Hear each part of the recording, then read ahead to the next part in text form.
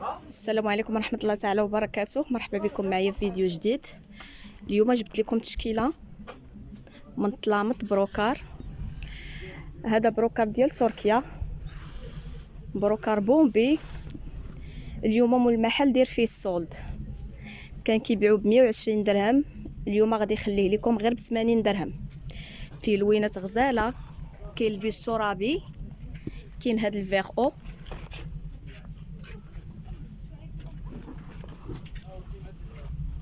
وكاين هاد الغوز جولد. كيف كتشوف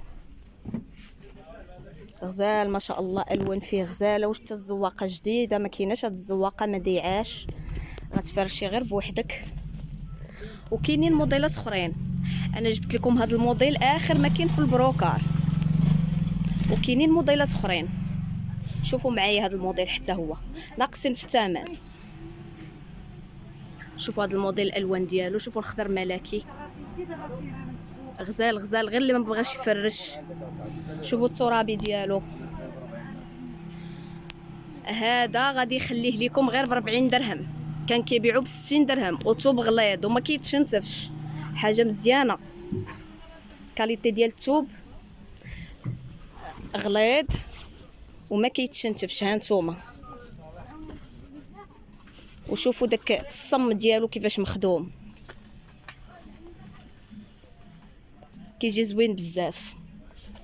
كاينين موديلات اخرين عنده هنايا حتى هما ب40 درهم. بالنسبه للناس اللي ما كيبغيوش داكشي شارجي بزاف فيه الزواق،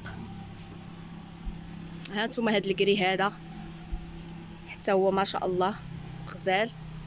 نوريكم هذا الموديل، شوفوا المخده ديالو كيفاش كتجي نص من التلميط ونص من الورده، والوسط كيجي فيه الباندا في البيج.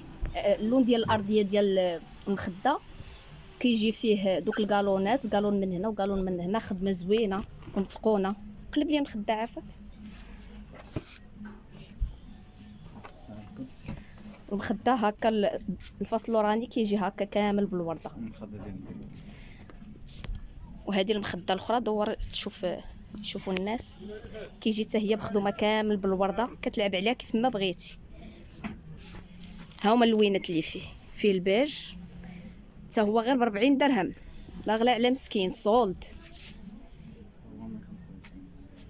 اجيو تشوفوا معايا المفاجاه ديالي لكم اليوم. رومي ب25 درهم، توب اون تيطاش موبرا اون تيطاش ب25 درهم. يلا هالبنات غير اللي ما بغاش يتقدى، هاد الولد راه كاين في سوق المسيره، عنده داكشي زوين بزاف.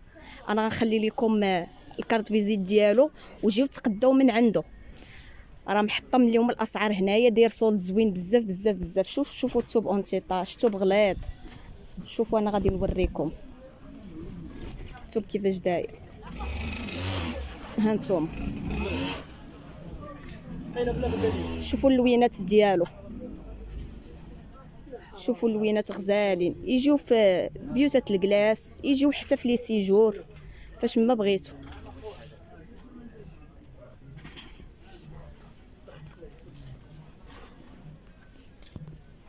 مرحبا بكم. انا غنخلي لكم لاكارت فيزيت وجيو عنده تقداو من عنده، راه عنده داكشي غزال ما شاء الله. الله يسر ليه الامور.